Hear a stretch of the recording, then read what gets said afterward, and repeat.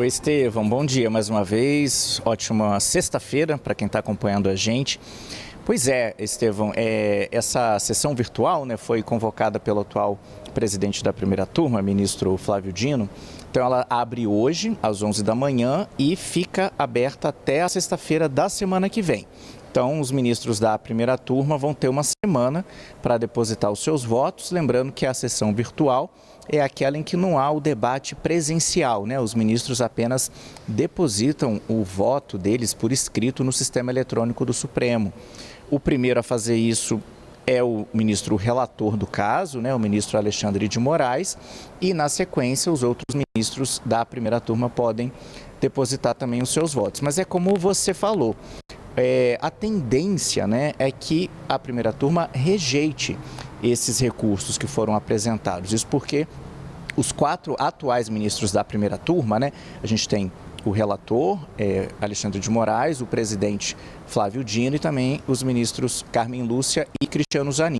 Os 4 votaram pela condenação integral dos réus do núcleo 1, do chamado núcleo crucial, né, para os 5 crimes que eles eram acusados. A única exceção era o ministro Luiz Fux, que tinha absolvido 6 dos 8 réus do núcleo 1, tinha condenado apenas em alguns crimes o ex-ajudante de ordens de Bolsonaro, Mauro Cid, e Walter Braga Neto, o general Walter Braga Neto, que foi ministro de Bolsonaro e era vice dele na chapa da eleição de 2022. Então, a gente não tem entre os 4 ministros que estão atualmente na primeira turma, nenhum que tenha votado pela absolvição. A gente pode ter, inclusive, né, a sessão fica aberta por uma semana, mas se os ministros resolverem depositar os seus votos já ao longo do dia de hoje, a gente já pode ter até um resultado, né, para a análise desses recursos. Lembrando que é preciso maioria, né, maioria simples, então, dos 4 ministros, a gente precisaria de 3, né, rejeitando esses recursos das defesas. Sobre esses recursos, são aqueles chamados embargos declaratórios, né? Oficialmente, eles só serviriam para contestar pontos que teriam ficado obscuros, né? Pontos no julgamento que os advogados acreditem que não tenham ficado muito claros de entendimento.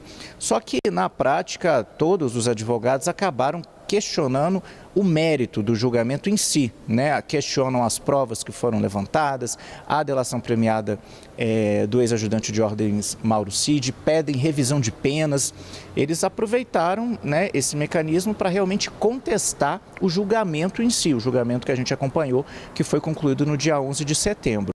A tendência é que esses recursos, os argumentos que os advogados usaram, eles já tinham apresentado em fases anteriores do julgamento. Por isso que há essa expectativa de que esses recursos sejam rejeitados. Inclusive, esse é o entendimento, a apuração da nossa Luísa Martins, né, a nossa analista de judiciário, né, que acompanha os bastidores do Supremo Tribunal Federal. Esses recursos sendo rejeitados, né, se isso acontecer, se esse resultado se confirmar, as defesas ainda podem apresentar mais uma vez embargos declaratórios, um segundo recurso que também vai precisar ser analisado pela primeira turma. E aí, por fim, então, se esses segundo recursos também forem rejeitados, a partir daí o Supremo pode declarar o caso transitado em julgado. E, uma vez isso sendo feito, o Supremo também pode determinar o início do cumprimento das penas de prisão, né? Então, começar hoje esse julgamento que vai definir, né, vai concluir a definição do futuro desses réus, incluindo aí, lógico, né, o réu que é mais notório, mais conhecido, o réu que a gente acompanha mais de perto a situação dele, que é a do ex-presidente Jair Bolsonaro, né? Ele que foi condenado a 27 anos e 3 meses de prisão, além de pagamento de multas e também inegibilidade, né, pelo próprio Supremo, pela primeira turma. Ele já era inelegível, mas a primeira turma também o condenou a 8 anos de inegibilidade depois do cumprimento da pena, e também a situação dos outros réus que apresentaram recursos.